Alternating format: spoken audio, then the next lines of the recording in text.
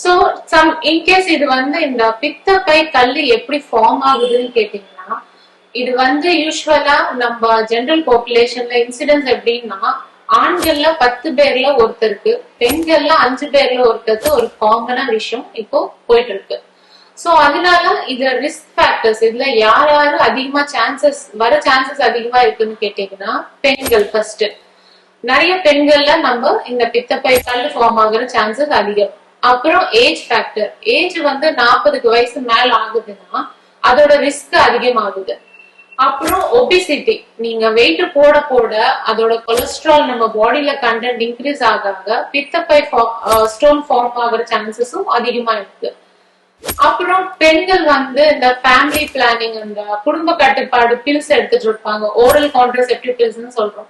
So அதனாலயும் கூட அதுல இருக்கிற ஈஸ்ட்ரோஜன்னால ஸ்டோன் ஃபார்மேஷன் ஆகிறதுக்கு அதிகமா சான்சஸ் இருக்கு. அப்புறம் ஸ்ட்ரெஸ்னாலையும் இந்த கண்டிஷன்ஸ், இந்த பித்தப்பை கல் ஃபார்மேஷன் ஆகுது. அப்புறம் இன்னொன்னு என்னன்னு கேட்டீங்கன்னா, சுகர், டயபெட்டிக் பீப்புள்ல அதிகமா இந்த பித்தப்பை ஸ்டோன் ஃபார்மேஷன் ஆகுறது ஜாஸ்தியா இருக்கு.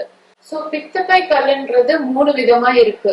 ஒன்னு கொலஸ்ட்ரால் ஸ்டோன்ஸ் சொல்றோம், கொழுப்பு சத்துனால வர ஸ்டோன்ஸ். அது இன்னொருத்தவங்க 20% பிலிரூபின் ஸ்டோன்ஸ் சொல்லுவோம். அது என்னன்னா, உங்க ரத்த குழாயில அந்த ஆர்பிசின்னு சொல்றது ஏதாவது நம்மளுக்கு இன்ஃபெக்ஷனோ இல்ல ஏதாவது டிசீஸ் இருந்துச்சுன்னா அது வெடிச்சு அதுல இருந்து ஒரு வேஸ்ட் ப்ராடக்ட் வரும், அதுதான் பிலிரூபின் சொல்றோம்.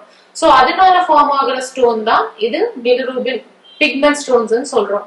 அது பிலிரூபின் கண்டென்ட்டா இருக்கிறதுனால அதோட கலர் பிரவுன் டு பிளாக் அந்த மாதிரி இதுல இருக்கும். கொலஸ்ட்ரால் ஸ்டோன் அந்த எல்லோ டு கிரீனிஷ் கலர்ல இருக்கும். அப்புறம் இன்னும் மிக்ஸ் ஸ்டோன்ஸ் சொல்லுவோம். யூஸ்வலா நம்ம இந்தியன் பாப்புலேஷன்ல மிக்ஸ் ஸ்டோன்ஸ் தான் காமனா இருக்கு.